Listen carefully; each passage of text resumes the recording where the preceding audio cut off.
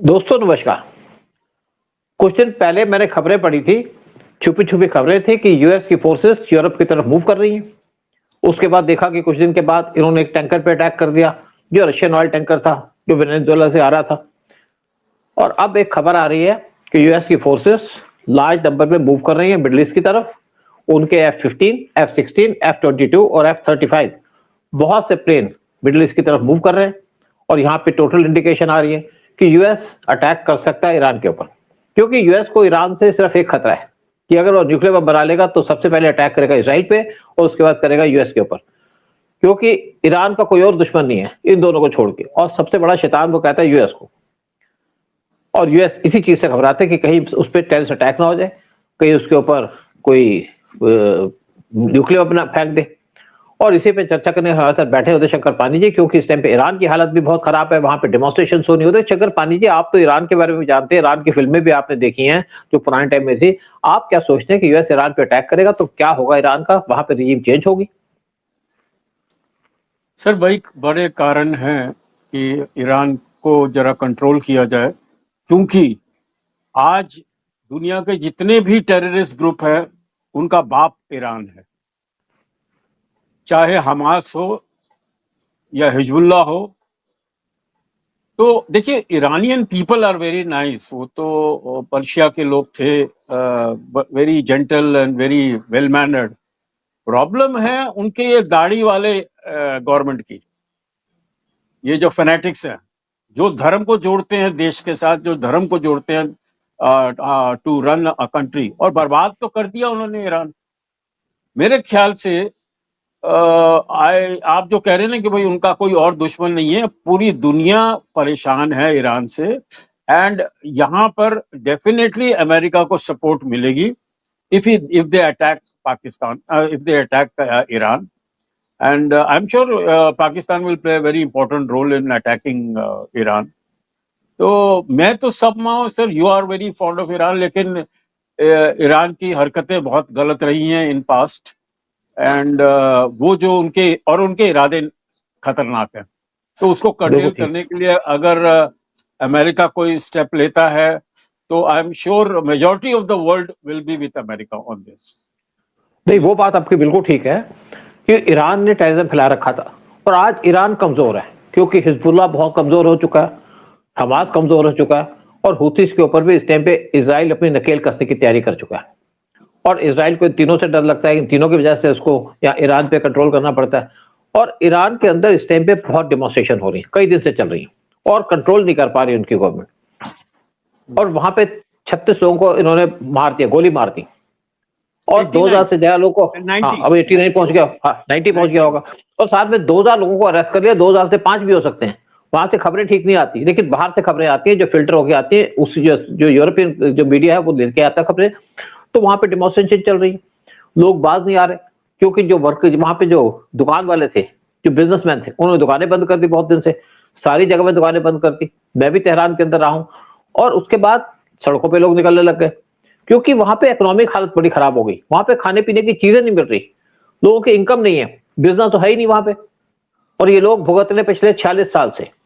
79 में वहां पे रेवोल्यूशन आया था, जब आयतुल्लाह खुमैनी फ्रांस से यूएस, वो भी भेजे थे यूएस ने, उसके सीआईए ने, उस टाइम के राजा को सबक सिखाने के लिए। सर, रेवोल्यूशन नहीं था, वो इस्लामिक धावा था, इस्लामिक अटैक थी on this country with very peaceful people, progressive people. ये एक इस्लामिक मैंने कब्जा हुआ था ईरान का। बोलिए। हाँ बिल्कुल, चलिए, वहां पे चल रहा था बहुत सालों से, क्योंकि मैं भी वहां पे रहा। वहां पे हार्डलाइनर्स काफी सामने आ गए थे, इवन जो लोग इंग्लिश बोलते थे वो इंग्लिश बोलना भूल गए, क्योंकि इंग्लिश बोलना भी एक क्राइम हो गया था वहां पे। मैं एक ईरानी से बात कर रहा था जब मैं ईरान के अंदर था 1992 के अंदर, 1991 से 1993 के अंदर। उसने कहा कि I know English but I forgot, क्योंकि इतने साल से इंग्लिश बोली नहीं और बोलना वहां पे जुल्म था। इवन जब शुरू के अंदर खुमैनी आया तो वहां पे जो हाफ स्लीव के लोग घूमते जाएगा, आपकी शर्ट होगी तो शर्ट पे वहां पे आपको ब्लेड मार देंगे। वहां पे बहुत ज्यादा था इस्लामाइजेशन की, बहुत ज्यादा उस टाइम पे चल रहा था, एक एजेंडा चल रहा था। और वहां पे कोई लड़की के ऊपर कोई क्राइम आ गया तो लड़की को टांग देते थे, और टांगने से पहले उस लड़की को एक आयतुल्लाह के पास भेजते थे, एक इमाम के पास, कि वो उसके साथ रात को सोए, क्योंकि अगर वो कुंवारी लड़की है तो उसको उसके साथ सोना पड़ता था, उसके बाद उसको फांसी दी जाती थी और किसी पे वो कुछ नहीं करते थे। अगर कोई एक इंसिडेंट थी, एक लड़का लड़की बैठे थे पार्क के अंदर, कुछ नहीं कर रहे थे, बातें कर रहे थे, तो पूछा वहां पे पासदार जो है, पासदार होते थे उनके जो लोकल पब्लिक को कंट्रोल करते हैं, वो पूछा आपके कौन है, वो रिश्तेदार तो थे नहीं, उनको उन्होंने जूतों से मारना शुरू कर दिया, यानी कि जो उनके जूते पहने हुए थे, मिलिट्री वाले जूते थे, उससे मारना शुरू कर दिया। वहां पे बड़े खतरनाक सीन दिखते थे इस टाइप के। लेकिन जनरली देखोगे तो वहां पे पीस है, लोग अच्छे हैं बहुत, जैसे मैंने कहा क्लाइमेट बहुत अच्छा है, स्पेशली मैं तेहरान की बात करता हूँ। लेकिन अब वहां पे लोग सड़कों पे निकल गए और सड़कों पे बार बार निकले। इससे पहले 2 साल पहले वहां पे लोग सड़कों पे आए थे जब एक लड़की ने अपना स्कार्फ उतार दिया था, हिजाब पहनने से मना कर दिया था, कपड़े उतार दिए और उसको अरेस्ट कर लिया। उसके बाद उसको बहुत पीटा, उसकी डेथ हो गई जेल के अंदर। वहां पे लोग डिमॉन्स्ट्रेशन करने लगे। उस टाइम पे 500 ईरानियों को मारा था इन्होंने, कोई उनको बचाने नहीं आया। मैं जब वहां था तो वहां पे क्या था, ईरानी जो है वो इंडिया आना चाहते थे, उनको वीजा दिया जाता था, हम उनको वीजा प्रोवाइड करते थे, इंडिया आकर के यहाँ से जाते थे यूएसए के अंदर, क्योंकि यहाँ से वीजा अप्लाई कर सके किसी कंट्री में अंदर जाना, नॉर्मली यूएस या यूरोपियन कंट्री में शिफ्ट करते थे, कुछ बॉम्बे में भी रह जाते हैं। बहुत से ईरानी बॉम्बे के अंदर है, बॉम्बे में सेटल्ड है और बहुत खुश भी है। वहां पे कोई रेस्टोरेंट चलाता है, कोई कुछ चलाता है। और आपने देखा होगा जितने भी आपके पारसी हैं, चाहे टाटा हो लगा लीजिएगा, चाहे बाकी लगा लीजिएगा, इवन पारसी एक रॉ का चीफ रहा है, लेकिन इनसे कोई इंडिया को प्रॉब्लम नहीं। अब वहां पे क्या स्लोगन चल रहे हैं, वहां पे स्लोगन चल रहे हैं कि राजा पहलवी, जो पहला का राजा था, उसका बेटा जो यूएस के अंदर है, उसका नाम चल रहा है कि हम उसको लेके आना चाहते हैं, क्योंकि उस टाइम पे इकोनॉमी बहुत ज्यादा अच्छी थी ईरान की। दूसरा वहां पे कह रहे डेथ टू खमेनी। मैं हैरान होता हूं कि ऐसी बातें ईरान के अंदर क्या चल पाएंगी, क्या लोग डेथ टू खमेनी कह पाएंगे, और कह रहे हैं लेकिन लोग। और वहां पे कुछ मैंने पोस्टर भी देखे जहां पे एक लड़की पोस्टर लेके खड़ी है, कहती I am not Muslim, I am Parsi. और मैं एक पारसी को जानता था वहां पे जो कन्वर्ट नहीं हुआ था, यूएन में काम करता था। जब मैं उससे बात कर रहा था एक टाइम पे, कहता कि हमारे यहाँ पे बहुत इज्जत है, हमें लोग इज्जत से देखते हैं क्योंकि हम कन्वर्ट नहीं हुए, लेकिन यहाँ पे लोगों की मजबूरी है कि वो कन्वर्ट हो गए। और मैं कहीं भी जाता हूँ तो मेरे को बहुत ज्यादा इज्जत मिलती है। मैं अभी रिसेंटली एक लड़की से मिला था, एक फैमिली थी, उससे मिला था जो जहाँ पे पारसी आए हुए थे ईरान से। खूबसूरती के अंदर कोई मुकाबला नहीं है, क्योंकि खाते क्या, खाते हैं हीरा या चीज, या फिर खाते हैं दही, फ्राइड कोई चीज नहीं खाते।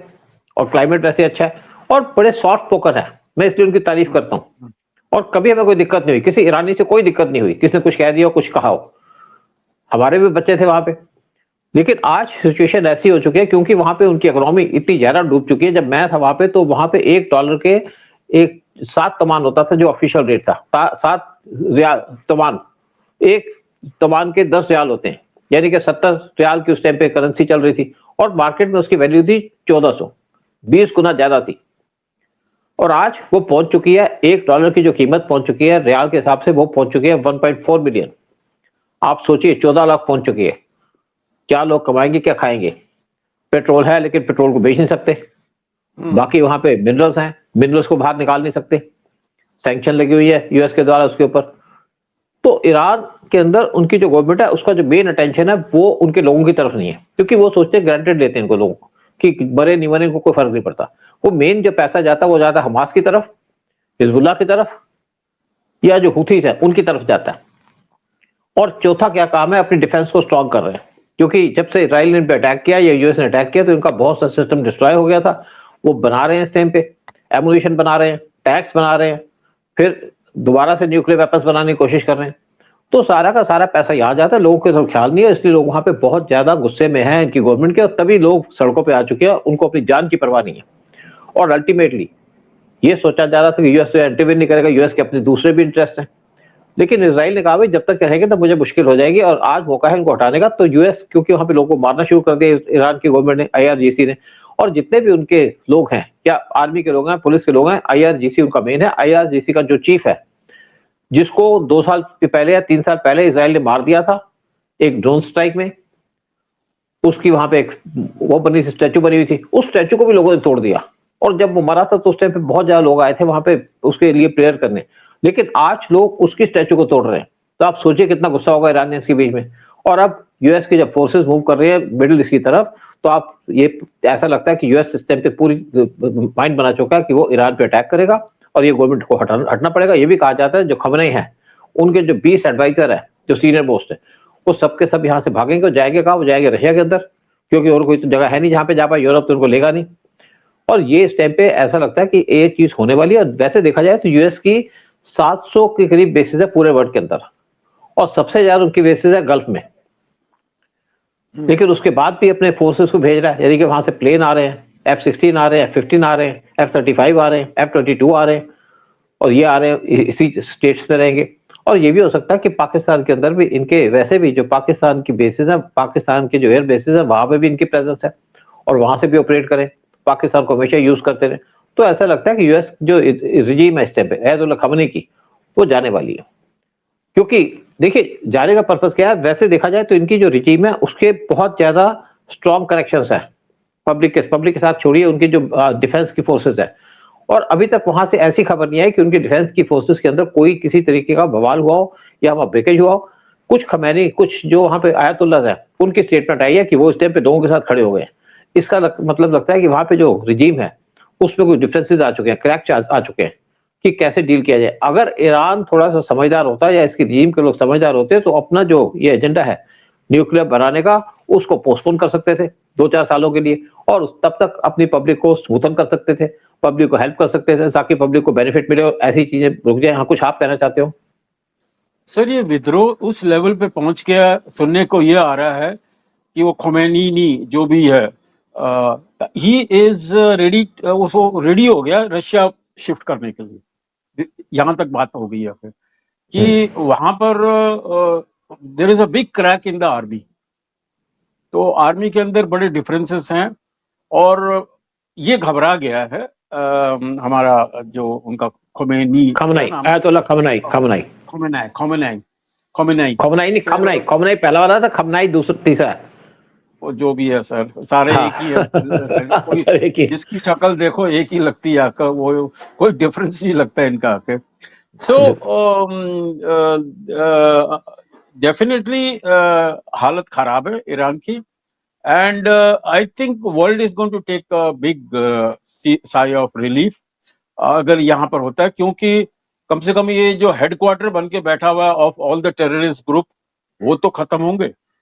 देखिए जब तक ईरान है, मेरे बताओ, जब तक ईरान है और जब तक इनके जो फैनेटिक्स रूलर बैठे हुए हैं, हिजबुल्लाह हमास नहीं खत्म होने वाला, क्योंकि उनको पूरी फुल एड ये देता है, ईरान देता है आके। तो इट इज वेरी, और ये आपके हुती भी, तो वेरी इंपॉर्टेंट टू। और इसीलिए मैं बता रहा हूं आपको, अमेरिका ने जो पाकिस्तान को थोड़ा गोद में बिठा के खिलाया पिलाया, वो इसीलिए किया कि उसकी प्लानिंग थी कि मैं ईरान को अटैक करूंगा और वहां मुझे पाकिस्तान की हेल्प चाहिए, दैट इज एडजॉइनिंग बॉर्डर, और वहां मेरी फोर्सेस वहां से अटैक करेंगी। आप देखते रहिए, यही होने वाला है। उधर वैसे देखा जाए तो जो मेन पाकिस्तान की एयरबेस लिए है वो लिए अफगानिस्तान के लिए, क्योंकि अफगानिस्तान से इनका क्लोज है। ईरान भी बीच में आता है, लेकिन क्योंकि ईरान के लिए इनके पास और भी अल्टरनेटिव्स हैं। जितनी भी अरब कंट्रीज हैं, जितनी भी गल्फ कंट्रीज हैं, सब जगह पे यूएस की बेसिस है। चाहे सऊदी लगा लीजिए, चाहे यूएई लगा लीजिएगा, चाहे बाकी लगा लीजिएगा, चाहे कतर लगा लीजिएगा, चाहे ओमान लगा लीजिएगा, सब जगह इनकी बेसिस है। तो यूएस वहां पे भी इनको कर सकता है, फिर अपने बड़े बड़े प्लेन भेज रहा है, मतलब डजन सब प्लेन जा रहे हैं इस टाइम पे मिडिल ईस्ट के अंदर। और मेन बात क्या है कि कम से कम यहाँ से रिजीम हटने से यहाँ पे साई ऑफ रिलीफ मिलेगी। बाकी तो छोड़िएगा, सबसे ज्यादा जो आराम मिलेगा वो मिलेगा उन लोगों को, उनके पॉपुलेशन को। और अगर वहां पे even Balochistan, I am telling you, Baloch लोग बहुत ही गुस्से पे हैं ईरान की एडमिनिस्ट्रेशन के ऊपर, क्योंकि बहुत बड़ा हिस्सा तो वहीं पे नहीं उनका, बलूच बिल्कुल। देखिए जहां तक बलूचिस्तान की बात करते हैं, कुछ पोर्शन है पाकिस्तान के अंदर, और जैसे 2/3 पाकिस्तान में, 1/3 है ईरान के अंदर, और वो भी इनके खिलाफ लड़ते रहते हैं, बलूच भी। तो उनको भी देखिए, बलूचियों को हमेशा डर लगा रहता है कि अगर ईरान के यहाँ कुछ हो जाएगा तो ईरान उनको सपोर्ट नहीं करेगा, उनके जमीन को ले लेगा। वो हमेशा घबराए रहते हैं इस चीज के ऊपर। पाकिस्तान से प्रॉब्लम है उनको, लेकिन उनको ईरान से ही प्रॉब्लम। देखिए जब यहाँ पे रजा पहलवी थे, ईरान के प्रेसिडेंट, ईरान के किंग, उस टाइम पे ईरान बहुत ज्यादा डेवलप कर रहा था, बहुत अच्छी कंट्री थी। आप देखिए कि वहां पे मैं आपको पहले भी कह चुका हूँ, जब हम जाते थे वहां पे, डिप्लोमेट्स हमारे जाते थे, वर्ल्ड की सबसे ज्यादा गाड़ियां थी वहां पर एक टाइम। हाँ बिल्कुल बिल्कुल, गाड़ियां थी। मैंने देखा उस कंट्री के अंदर लोगों के पास अब भी गाड़ियां, क्योंकि पेट्रोल सस्ता है, और पेट्रोल जब डाला जाता है तो पेट्रोल बाहर भी निकल जाता है, कोई फर्क नहीं पड़ता। यहाँ तो एक बूंद पेट्रोल निकल जाता है, शोर मचाते हैं लोग, लेकिन क्योंकि पेट्रोल सस्ता है वहां पे, और एक बार वहां पे नॉर्मल गवर्नमेंट आ जाए तो मुझे लगता है कि ईरान के अंदर जो इस्लामिक रूल है या इस्लामिस्ट हैं वो छुप जाएंगे और वहां पे दोबारा से पारसी कंट्रोल करेंगे, क्योंकि वहां के लोग कन्वर्ट करना चाहते हैं, अपने आप को पारसी बनाना चाहते हैं, अपने आप को पारसी कहते हैं वहां के लोग, बहुत से लोग कहते हैं, लेकिन मजबूरी है उनकी। और दूसरी बात है कि इस टाइम पे जो भी काम हो रहा है ईरान के अंदर, जो वहां पे गवर्नमेंट काम कर रही है, वहां के लोगों को रोजगार मिलेंगे, एम्प्लॉयमेंट मिलेगी, और सबसे ज्यादा जो पसंद करते हैं किसी कंट्री को ईरानियंस, वो करते हैं इंडिया को। जब हम वहां थे तो लोगों को वीजा मिलता था, कई बार लोग क्या करते थे वहां से टर्की चले जाते थे और टर्की जाकर के सबसे पहले काम करते थे, अपने हिजाब को फेंक देते थे कि जो लेडीज है उनकी हिजाब उतार देती थी। उस टाइम पे टर्की का बहुत ज्यादा फॉरवर्ड टाइप की कंट्री थी, लेकिन आज टर्की भी उस टाइप का हो गया जब से वहां पे उनका प्रेजेंट रूलर आए टर्की के अंदर। लेकिन उम्मीद यही की जाती है कि ईरान के लोगों को थोड़ी सिंपैथी मिले, रिलीव हो, और इनके वहां से रिलीव होने से पूरे वर्ल्ड को फायदा होगा, मेन फायदा होगा ईरानियों को, जिन्होंने बहुत सफर किया पिछले 41 साल से। जब पहलवी थे तो वहां पे बहुत ज्यादा डेवलपमेंट भी हो रही थी, रोड्स भी थे, आपके ब्रिजेस भी बन जाते थे, और लोगों का स्टैंडर्ड ऑफ लिविंग बहुत हाई था। मैं आपको जैसे बीच में रह गया कि जब हम डिप्लोमेट हमारे जाते थे तो उनको खाने में बुलाते थे, क्योंकि खाना होता था, पब्लिक के साथ मिलते हैं लोग, तो वहां पे उनको गिनी दी जाती थी, सोने की गिनी दी जाती थी ईरानियंस के द्वारा। ईरान के अंदर पेट्रोल तो है, साथ में बहुत से मिनरल्स ही हैं जो निकाल नहीं पाए, क्योंकि जब पहलवी को जाना पड़ा तो उस टाइम उसके बाद जो ये गवर्नमेंट आई उन्होंने कोई काम नहीं किया, वो सिर्फ एक काम किया, जिहाद को प्रमोट किया, हिजबुल्लाह को खड़ा कर दिया, हमास को खड़ा कर दिया, और सारा का सारा पैसा डाइवर्ट करना शुरू कर दिया इस्लामिस्ट एक्टिविटीज के ऊपर। बहुत सी कंट्रीज में इन्वॉल्व भी होते थे, लेकिन एक हम जब वहां थे तो एक चीज हम नहीं देखी कि ईरान किसी तरीके से कश्मीर के अंदर इन्वॉल्व नहीं था। कुछ कश्मीरी जाते थे वहां पे स्टडी के लिए, लेकिन कोई उनकी एक्टिविटी नहीं थी। जहां जब तक मैं रहा हूं वहां पे मैंने देखा है 91 से लेकर 93 तक। और लेकिन आज जो ईरान का हाल हुआ है, बर्बाद किया है, वो किया है वहां के इस्लामिस्ट मुल्लाओं ने। लेकिन अब ऐसा लग रहा है कि ईरान के टाइम आ चुका है, यानी कि उनका गुड फॉर्चून आने वाला है, और वहां पे डेमोक्रेसी आएगी या गवर्नमेंट आएगी, जो भी गवर्नमेंट आएगी, इस टाइप का वहां पे लोगों के साथ बर्ताव नहीं होगा जिस टाइप का किया जा रहा है। फिर दूसरी बात है कि जितने भी मिलिटेंट ग्रुप्स हैं, हिजबुल्लाह, हमास और बाकी जो ग्रुप्स हैं, वो भी शांत हो जाएगा, क्योंकि उनको फंडिंग बंद हो जाएगी। और ये भी उम्मीद करते हैं कि यहाँ पे पीस हो, इजराइल को फायदा हो, देश को फायदा हो, सारा गल्फ के अंदर भी पीस हो, इससे इंडिया को बेनिफिट मिलेगा। यही पे प्रोग्राम को खत्म करते हैं। फिर आपसे रिक्वेस्ट करते हैं कि आप बताइए आप क्या जानना चाहते हैं, या क्या आप सोचते हैं कि वहां पे रजीम चेंज होनी चाहिए, क्या दोबारा यहाँ पे यूएस एंटर करे? ये भी जरूरी है कि वहां पे यूएस एंटर करेगा, यूएस एंटर करेगा तो वहां भी लूटमार करनी शुरू कर देगा। ये तो इनकी फितरत के अंदर है। जय हिंद, जय भारत। जय हिंद, जय Bharat, Vande Mataram, and all the best to the Baloch. बिल्कुल ठीक बात है।